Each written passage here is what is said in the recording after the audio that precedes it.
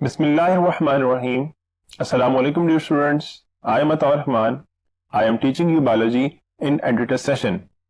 Dear students, आज हम test number 25 को डिस्कस करेंगे और टॉपिक है bioenergetics. So to start discussion, let's move towards the board.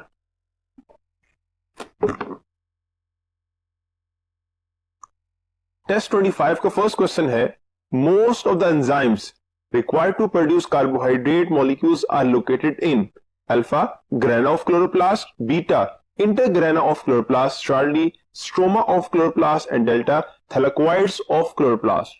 Question ये है कि कार्बोहाइड्रेट्स को बनाने के लिए मोस्ट ऑफ एंजाइम कहां पे लोकेट करते हैं. अल्फा देखें, grana of chloroplast. Grana of chloroplast में लाइट एक्शन होता है और लाइट एक्शन में कार्बोहाइड्रेट्स प्रोड्यूस नहीं होते, इसलिए अल्फा ऑप्शन राइट नहीं है. बीटा है इंटरग्रेना ऑफ क्लोरोप्लास्ट. इंटरग्रेना नॉन पिगमेंटेड है और यहां भी ऐसा कोई रिएक्शन नहीं है जिसमें कार्बोहाइड्रेट्स बनते हो, इसलिए बीटा ऑप्शन भी राइट नहीं है. चार्ली है स्ट्रोमा ऑफ क्लोरोप्लास्ट. स्ट्रोमा में केल्विन साइकिल होती है और केल्विन साइकिल में G3P बनता है जो कि एक कार्बोहाइड्रेट है, so right option is Charlie. Delta है थैलाकोइड्स ऑफ क्लोरोप्लास्ट. यहां पे अभी हमने बात की कि थैलाकोइड्स पर लाइट एक्शन होता है और लाइट एक्शन में कार्बोहाइड्रेट प्रोड्यूस नहीं होते, तो यहां पर उसके एंजाइम नहीं होंगे. क्वेश्चन नंबर 2 है, the wavelength of light absorbed by pigment are. Alpha is reflected, beta is refracted, Charlie is dispersed and delta is brightened. अब जो पिगमेंट्स हैं उनके रिगार्डिंग ये पॉइंट है कि वो या तो लाइट को एब्जॉर्ब करेंगे या उसको रिफ्लेक्ट करेंगे. और जो पिगमेंट्स का कलर है वो उनकी रिफ्लेक्शन एबिलिटी की बेस पर होता है और जो कलर ऑब्जर्व नहीं होता उस वेवलेंथ को वो एब्जॉर्ब कर लेते हैं और जब एब्जॉर्ब करेंगे तो कलर क्या होगा, डिसअपीयर्ड हो जाएगा. सो आंसर होगा चार्ली डिसअपीयर्ड. अब अल्फा में रिफ्लेक्टेड है. अगर हम कलर की बात करते या स्टेटमेंट में क्वेश्चन कलर का होता तो फिर आप अल्फा ऑप्शन कहते. बीटा है रिफ्रैक्टेड, उसका मतलब क्या होता है कि जब लाइट एंटर होगी तो अपने एंगल को चेंज करेगी और ऐसा पिगमेंट्स में नहीं होता. So right option is Charlie disappeared. Question number 3 है, following are the characteristics of chlorophyll head except. Alpha is the flat shape, beta hydrophobic interaction, Charlie hydrophilic interaction, delta square shape. Question ये है कि इनमें से कौन से character हैं chlorophyll के एक्सेप्ट, यानी वो चूज करना जो करेक्टर नहीं है. अल्फा फ्लैट शेप ये होता है, beta hydrophobic interaction.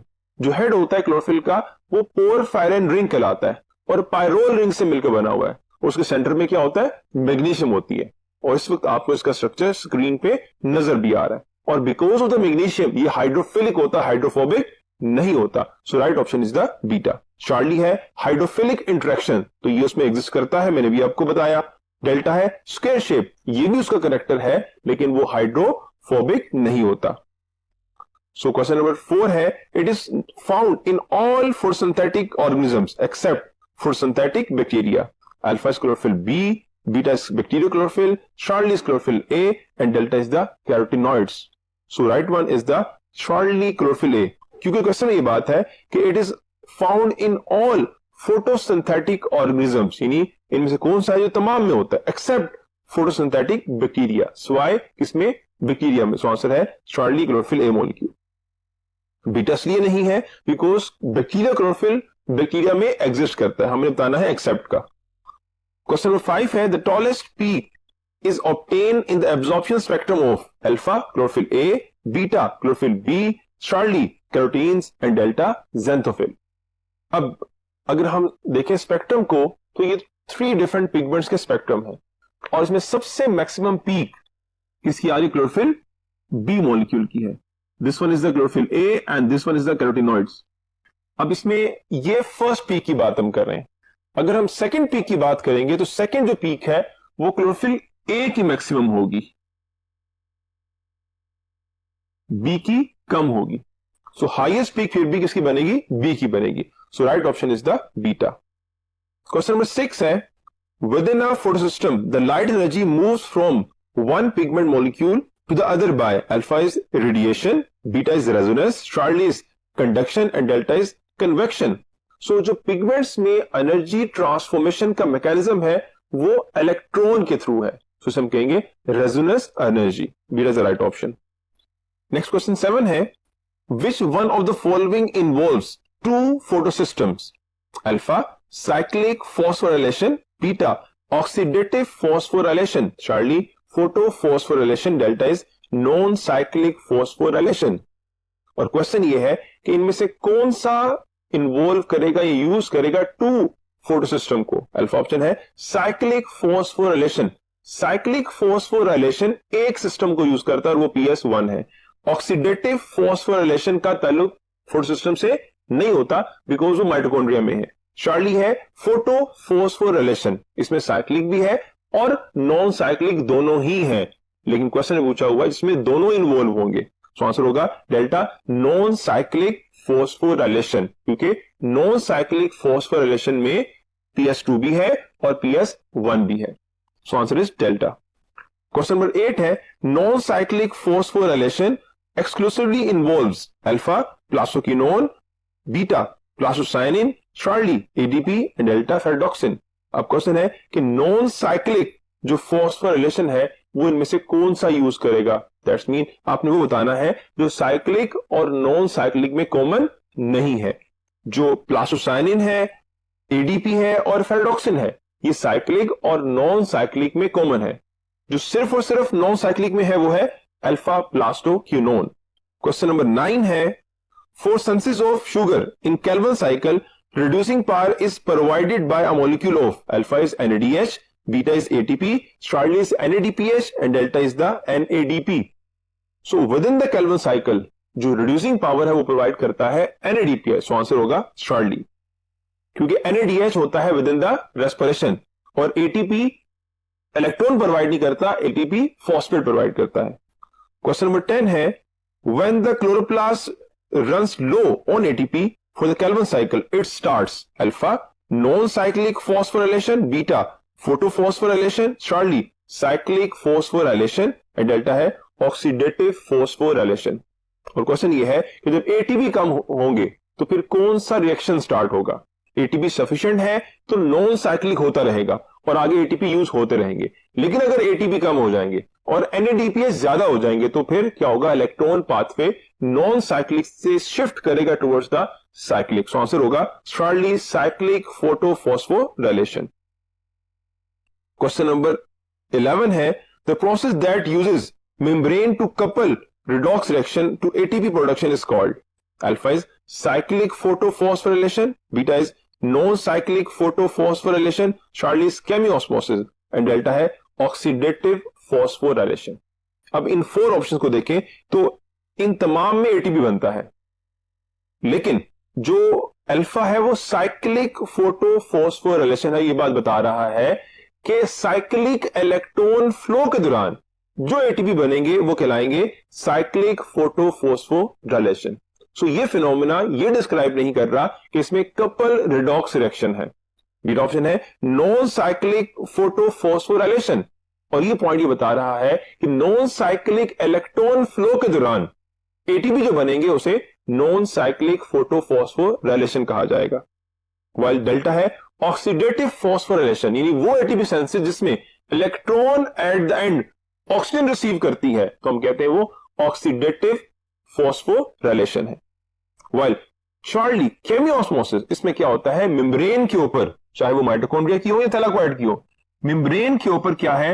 Different molecule जो है वो कंसेक्टिवली ऑक्सीडाइज एंड रिड्यूस होंगे बिकॉज यहां से इलेक्ट्रॉन आएगा और यहां पे couple oxidation N plus reduction है और ATP मॉलिक्यूल क्या होगा? सिंथेसाइज होगा। This is called as chemiosmosis. Question number 12 है, pick up the productive phase of Calvin cycle. Alpha is the reduction, beta is fixation, Charlie is regeneration and delta is the carboxylation. Question है कि आपने productive phase बतानी है, यानी वो phase जिससे हमें आउटपुट मिलता है। तो जो फिक्सेशन है उसमें कोई आउटपुट नहीं है, रिडक्शन में आउटपुट है किस चीज की? 1G3P की। रीजनरेशन में रीजनरेट होगा, आउटपुट नहीं है, प्रोडक्टिव नहीं है। सो राइट ऑप्शन है अल्फा रिडक्शन। क्वेश्चन नंबर 13 है, kelvin cycle is also called S C3 pathway because alpha the output is 3 carbon compound. Beta, first stable compound is 3 carbon compound. Surely 3 molecules of carbon dioxide are fixed. And delta, 3 molecules of ribulose bisphosphate are used. अब इनमें तमाम points ही correct है regarding Calvin cycle, but question ये पूछा हुआ है कि Calvin cycle को C3 पाथवे क्यों कहा जाता है.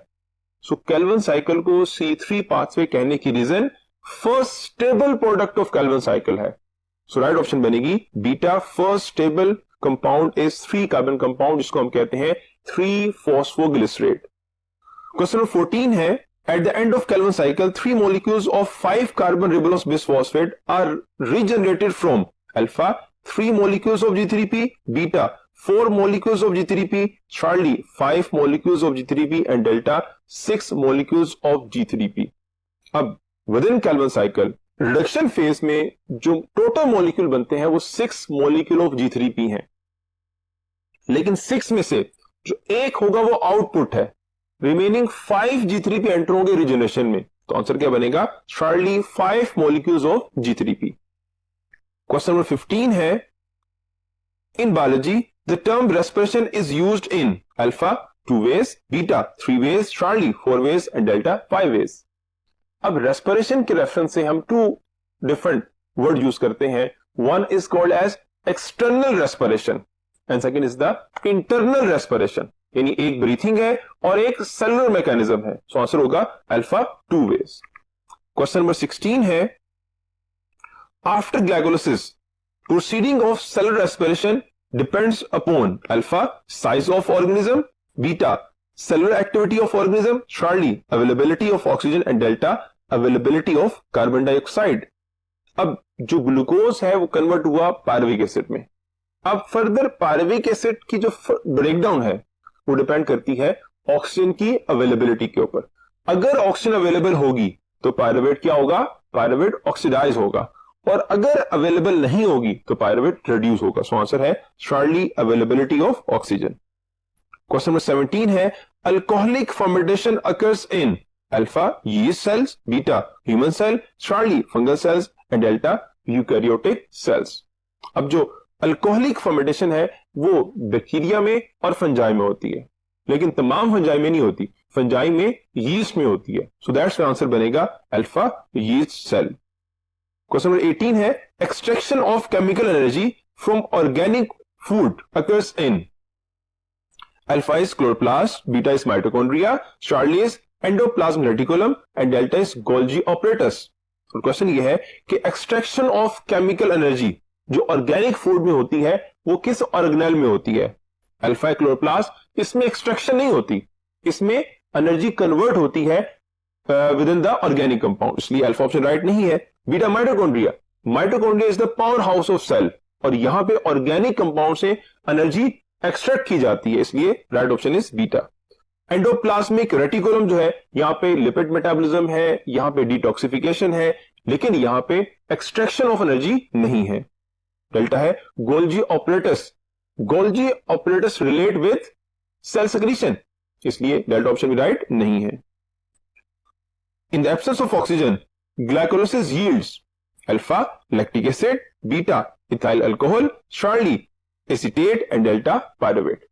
क्वेश्चन ये है कि ऑक्सीजन की एब्सेंस में ग्लाइकोलाइसिस क्या यील्ड करेगी?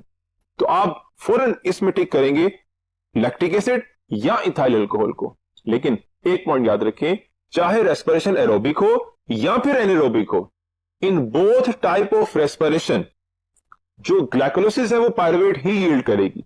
सो आंसर होगा इसका डेल्टा पायरुवेट.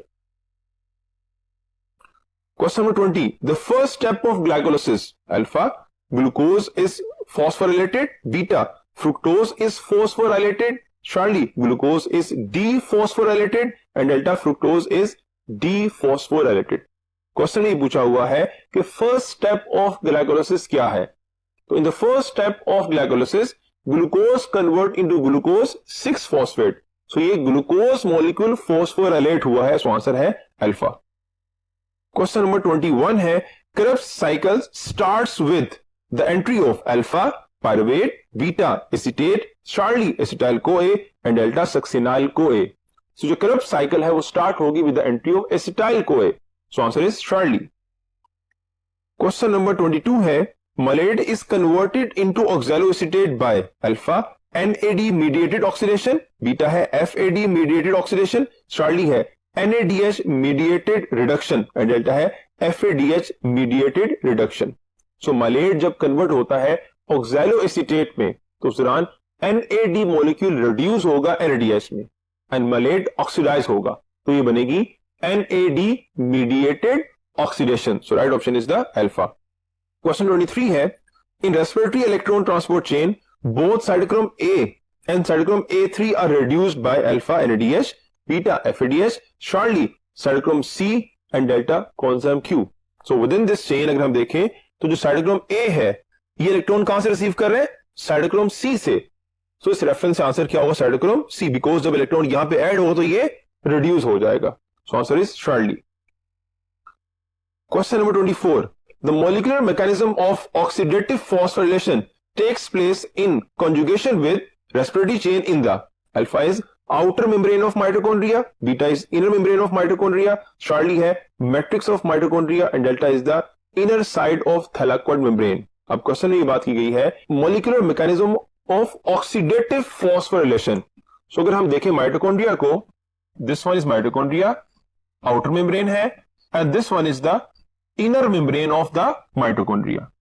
अब जो ऑक्सीडेटिव फॉस्फोरिलेशन है ये होती है within the inner membrane of the mitochondria. So answer बनेगा यहां पे beta inner membrane of mitochondrion.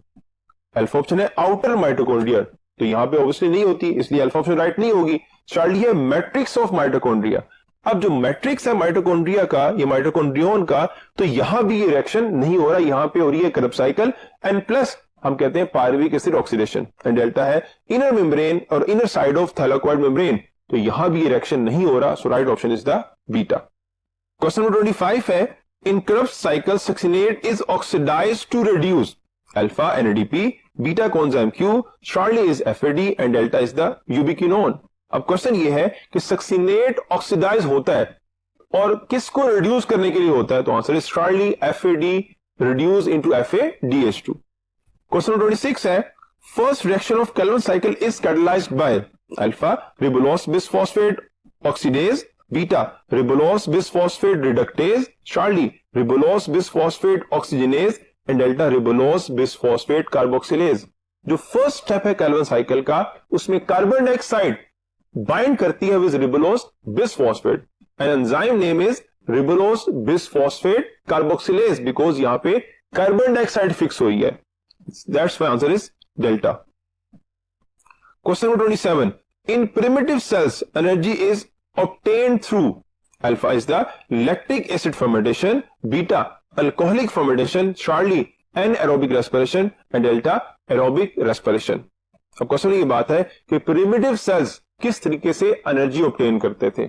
Obviously वो मेथड था एनाएरोबिक रेस्पिरेशन का, लेकिन एनाएरोबिक की कौन सी टाइप थी?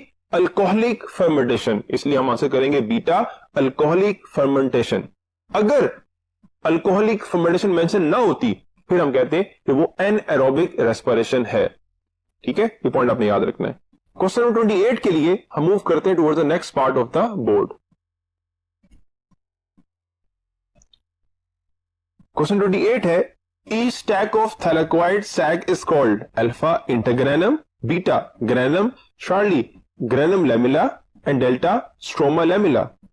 अब अगर डायग्राम को हम देखें तो this one is single thylakoid membrane and single thylakoid membrane is also called as the granum lamella and this is the stack of thylakoid membrane that is called as the granum. और जो granum आपस में connected है ये with help of इंटरग्रेनम है और इसको stroma lamella भी कहा जाता है। अब क्वेश्चन हमारे पास है कि stack of thylakoid sac is called, तो हम कहते हैं stack is called as the granum. So answer होगा बीटा। अब चार्ली और डेल्टा जो ऑप्शन है ऑब्वियसली वो आपकी बुक में गिवन नहीं है, वो आपके लिए एक्स्ट्रा इंफॉर्मेशन है। Question number 29 carotenoids are alpha violet and indigo to blue और बीटा है indigo and blue to green, Charlie है orange and yellow to green and delta है yellow and red to orange and right option is the delta yellow and red to orange और ये इनकी reflection ability है। Question number 30 है chlorophyll A itself exists in several forms, differing slightly in their alpha, blue absorbing peaks, beta, green absorbing peaks, Charlie, red absorbing peaks, and delta है violet absorbing peaks. अब जो chlorophyll A के different types हैं, chlorophyll A, इसमें 670, 680, 690 and 700 nanometre wavelength, और ये तीनों जो रेंज है ये बेसिकली रेड की हैं. सो आंसर होगा इसका शार्ली रेड एब्जॉर्बिंग पीक्स. और ये बात याद रखनी है कि जो दूसरी लाइट एब्जॉर्ब हो रही है पहले वाली, वो ब्लू लाइट है. सो ब्लू की रेंज 430 नैनोमीटर है, और ये बात हमने पढ़ी है कि ब्लू और रेड इन दोनों लाइट्स में से जो मैक्सिमम इफेक्ट करेगी वो कौन सी होगी, वो ब्लू लाइट होगी. बट अगर इक्वल इंटेंसिटी दी जाए रेड की और ब्लू की, तो फिर then there is more force sensors in the red region as compare to the blue. So question number 31 है, an absorption spectrum of chlorophylls have alpha narrow peaks, broad valley, beta narrow valley, broad peaks, Charlie narrow peak, and uneven valley, and delta broad peak with uneven valley. Question है absorption spectrum of chlorophylls. so ये absorption spectrum है, इनको अगर हम देखें तो इसमें जो वैली है वो ब्रॉड है और जो पीक्स है वो क्या है, वो नैरो है. सो राइट ऑप्शन बनेगी alpha narrow peaks and broad valley. Question number 32 है, the high energy electrons from the reaction centre of four systems are trapped by, alpha is the primary electron acceptor, beta electron transport chain, Charlie oxidised coenzyme, and delta accessory pigments. So from the reaction centre electron receive by primary electron acceptor, so that's why answer is the alpha. और फिर primary electron acceptor से आगे जो electron receive करेगी वो electron transport chain होगी. So the right option is the alpha. Question number 33 है, the copper containing electron carrier in photosynthetic electron transport chain is alpha plastoquinone, beta plastocyanin, Charlie cytochrome B, and delta cytochrome F. So electron transport chain में जो iron containing है वो cytochrome complex है, जिसमें further 2 cytochrome होते हैं B and F, while जो copper containing है वो प्लास्टोसाइनिन है. So answer is beta. Question number 34 है, the number of electrons required to reduce NADP is alpha 1, beta 2, Charlie 3, and delta 4. हमने ये बात पढ़ी थी कि जो सिंगल फोटोन ऑफ लाइट है वो एक इलेक्ट्रॉन को एक्साइट करता है, but within Z scheme हम जो स्टडी कर रहे होते हैं वो 2 इलेक्ट्रॉन्स का फ्लो है. सो ऐसा क्यों है? ऐसा इसलिए है because 2 electrons are required to reduced 1 NADP. So right option is the beta 2. Question number 35 है, energy of these compounds is used in the formation of carbohydrates from carbon dioxide, alpha FAD NADH, beta ATP NADH, Charlie ATP NADPH, and delta ATP and FADH. आपने बताना है कि इनमें से कौन से molecules की एनर्जी इस्तेमाल होगी और कार्बन डाइऑक्साइड कन्वर्ट होगी कार्बोहाइड्रेट में, ये फिक्स की जाएगी. तो answer is the Charlie ATP assimilating power, NADPH reducing power. Question number 36 है, in Calvin cycle initial incorporation of carbon dioxide into organic material is called alpha reduction of carbon dioxide, beta fixation of carbon dioxide, Charlie regeneration of carbon dioxide acceptor, and delta is the regeneration of ribulose bisphosphate. Question ये पूछा गया है कि Calvin cycle में initially जब incorporate होगी carbon dioxide तो कौन सा ऑर्गेनिक मैटर जो है वो प्रोड्यूस होगा और ये कौन सी फेज होगी. सो ऑर्गेनिक मैटर 3PG है, 3-फॉस्फोग्लिसरेट, लेकिन जो स्टेज होगी वो कौन सा है, वो कार्बन डाइऑक्साइड फिक्सेशन है. So answer is the beta fixation of carbon dioxide. Question number 37 है, the first stable compound formed in Calvin cycle is alpha highly unstable 6 carbon intermediate, beta three phosphoglycerate, Charlie 1,3 bisphosphoglycerate, and delta glyceraldehyde three phosphate. So जो first product बनती है वो तो वैसे 6 carbon intermediate है जो कि हाईली अनस्टेबल है, लेकिन क्वेश्चन में पूछा हुआ है कि फर्स्ट स्टेबल प्रोडक्ट कौन सी है, तो वो 3-फॉस्फोग्लिसरेट है. Answer is the beta. And then 3 phosphoglycerate convert आगे होगा within the reduction phase into 1,3 bis phosphoglycerate, और फिर आउटपुट जो है वो G3P का डेल्टा आंसर होगा। अगर क्वेश्चन ये हो कि आउटपुट क्या होगा। क्वेश्चन नंबर 38 है, the number of carbon dioxide NADPH2 and ATP molecules required to synthesize one glucose molecule from the output of C3 pathway is respectively alpha is the 3, 6, 9, beta 6, 12 and 18, Charlie 12, 24 and 36 और delta है 24, 48 and 72। और question ये है कि Calvin cycle में कितने molecule use होंगे carbon dioxide के, NADPH2 के और ATP के, जिससे 1 ग्लूकोज मॉलिक्यूल सिंथेसाइज होगा। सो 1 G3P के लिए 3 molecule of carbon dioxide, 9 ATP and 6 NADPH, और ग्लूकोज के लिए अमाउंट डबल हो जाएगी। सो आंसर होगा बीटा 6, 12 एंड 18।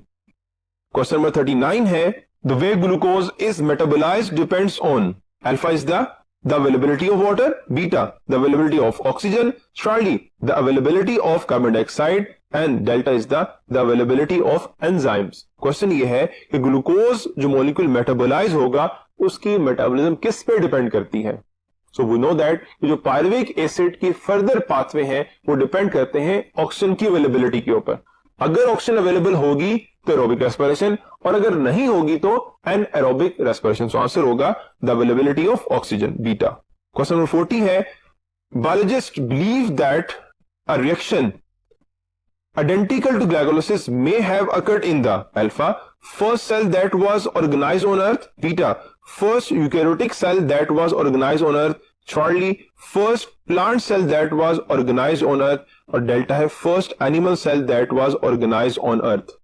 सो क्वेश्चन पे ये पूछा गया है कि बायोलॉजिस्ट का क्या बिलीव है कि जो रिएक्शन फर्स्ट सेल में हो रहा था, सबसे पहले सेल में हो रहा था, ग्लाइकोलाइसिस लाइक था वो, तो वो किस सेल के रिगार्डिंग होगा। Alpha is the first cell that was organised on earth, ये राइट ऑप्शन है, क्योंकि इसमें ये डिस्क्रिप्शन नहीं है कि वो सेल कौन सा होगा, प्रोकैरियोटिक या यूकैरियोटिक, और ऑब्वियसली वो फर्स्ट सेल प्रोकैरियोटिक ही है, इसलिए alpha is right option. Beta, Charlie और डेल्टा में जो सेल मेंशन है वो यूकैरियोटिक है और वो ओल्डेस्ट नहीं है, यूकैरियोट से पहले प्रोकैरियोट से इवॉल्व हुए थे, तो फर्स्ट सेल प्रोकैरियोट का होगा, इसलिए आंसर है अल्फा। क्वेश्चन नंबर 41 है, the complete breakdown of glucose occurs only in the alpha anaerobic condition, beta absence of oxygen, Charlie presence of oxygen and delta है lactic acid fermentation. Complete breakdown होती है aerobic respiration में, और aerobic respiration required the oxygen, so right one is the Charlie. Question number 42 है, glucose yields small amount of energy through alpha aerobic respiration, beta alcoholic fermentation, Charlie lactic acid fermentation and delta anaerobic respiration. Question ये है कि glucose molecule से small amount of energy किस में yield होगी। सो answer is the anaerobic respiration.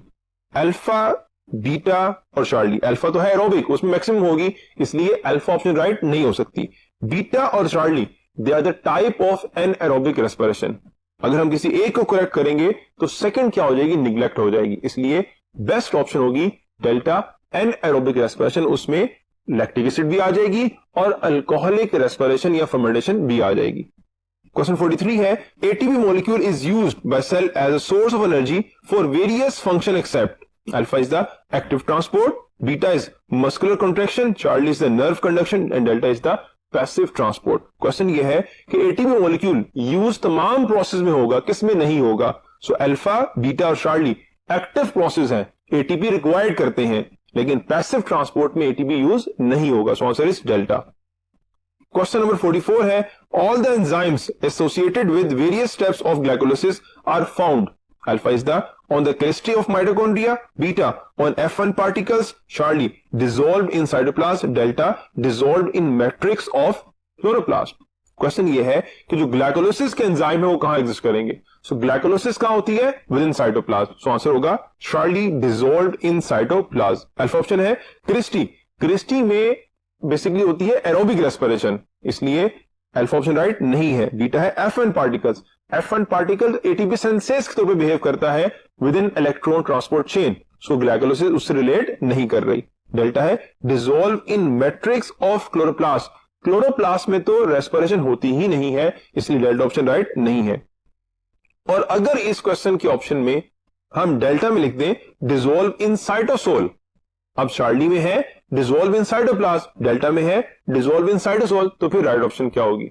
सो उस वक्त right option dissolve in cytosol होगी, बिकॉज जो सोल्यूबल पार्ट है साइटोप्लाज्म का वो साइटोसोल है। क्वेश्चन नंबर 45 है the steps of glycolysis that consume ATP is और are, alpha is step 1, beta step 2, Charlie step 3 and delta first and third steps. अब जहां एटीपी यूज होते हैं वो ग्लूकोज कन्वर्ट होता है ग्लूकोज 6 फॉस्फेट में, then fructose 6 phosphate convert into fructose 1,6 bis phosphate, और ये स्टेप्स हैं 1 एंड 3rd, तो answer is the delta. Question 46 है the first step of Krebs cycle is alpha formation of acetyl CoA, beta formation of citrate, Charlie's formation of isocitrate and delta formation of acetate. जो first step है Krebs cycle का उसमें oxalo acetate receive करता है acetyl CoA को and product बनती है citrate, so answer is the beta formation of citrate, while alpha formation of acetyl CoA ये पायरुविक एसिड ऑक्सीडेशन का एंड प्रोडक्ट है, इसलिए अल्फा ऑप्शन राइट नहीं है। चार्ली है फॉर्मेशन ऑफ आइसोसिट्रेट, ये सेकंड स्टेप है क्रेब्स साइकिल का, इसलिए चार्ली ऑप्शन करेक्ट नहीं है। फॉर्मेशन ऑफ एसीटेट, एसीटेट की फॉर्मेशन होती है during the pyruvic acid oxidation, so इसलिए डेल्टा ऑप्शन भी राइट नहीं है। क्वेश्चन नंबर 47 है cytochrome A complex is oxidised in respiratory electron transport chain by, alpha is the an atom of oxygen, beta cytochrome C, Charlie is coenzyme Q and delta is the NADH। Question है कि cytochrome A complex oxidise कौन करवा रहा है? सो अगर हम देखें respiratory chain को तो इलेक्ट्रॉन कौन रिसीव कर रहा है ए कॉम्प्लेक्स से? Oxygen, so that's why answer क्या होगा? Answer is the alpha N atom of the oxygen. Question number 48 है synthesis of ATP in the presence of oxygen is called alpha cyclic phosphorylation, beta photophosphorylation, Charlie oxidative phosphorylation and delta is the non cyclic phosphorylation। Question है कि oxygen की मौजूदगी में जो ATP synthesis है वो क्या कहलाएगी? सो ऑक्सीजन की जो मौजूदगी है उसमें जब एटीपी बनेंगे तो वो कहलाएंगे oxidative phosphorylation, so answer is Charlie. जबकि अल्फा बीटा और जो डेल्टा है वो लाइट से लिंक करते हैं, इसलिए वो आंसर नहीं है। क्वेश्चन 49 है the addition of phosphate group to a molecule is called alpha phosphorylation, beta oxidation, Charlie photophosphorylation and delta oxidative phosphorylation. अब स्टेटमेंट में सिंपल बात की गई है कि फॉस्फेट की एडिशन क्या कहलाएगी, so it is called as the alpha phosphorylation.